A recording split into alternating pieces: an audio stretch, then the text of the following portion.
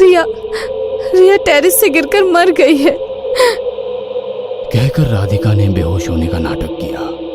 तुषार समझ चुका था कि रिया खेलते हुए नहीं गिरी, बल्कि उसे राधिका ने ढकेल दिया था, पर वो चुप रहा।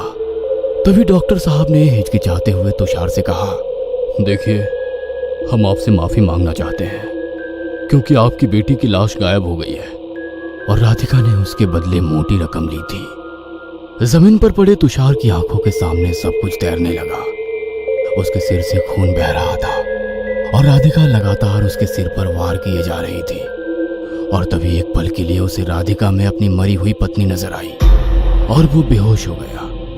कुछ दिन बाद राधिका पर अपने पति के खून का इल्जाम था, पर उसकी दिमागी हालत ठीक ना होने की वजह से उसको मेडिकल जांच के बाद इस अस्पताल से मेंटल हॉस्पिटल भेजा जा रहा था।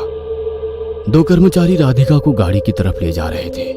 उसे देखकर इंस्पेक्टर साहब ने कहा, बुरा हुआ बेचारी के साथ। कुछ दिन पहले बेटी टेरेस से गिरकर मारी गई, उसकी लाश भी नहीं मिली और अब पति के खून का इल्जाम। पागल हो गई बेचारी। वैसे डॉक्टर साहब, उस बच्ची की लाश का कुछ पता चला? देखिए, ये तो पुलिस का काम है और हमें आपसे पूछना चाहिए। जांच चल रही है, देखेंगे। इतना कहकर वे चले गए।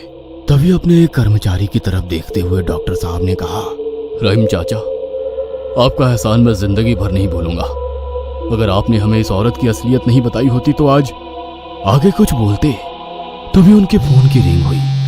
उन्होंने फोन रिसीव किया। उनकी पत्नी ने वीडियो कॉल किया था। वह बहुत खुश लग रही थी। हेलो, उसने आज मुझे माँ कहकर पुकारा। हमारी खुद की तो कोई औलाद नहीं, पर अब भगवान से कोई शिकायत नहीं है। कहते हुए उन्होंने कैमरा डाइनिंग टेबल की तरफ किया। रिया जिंदा थी और कुर्सी पर बैठी खाना खा रही थी।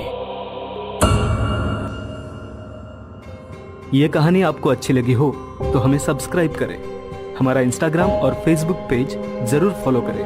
और हाँ दोस्तों, सब्सक्राइब करना भूलना मत।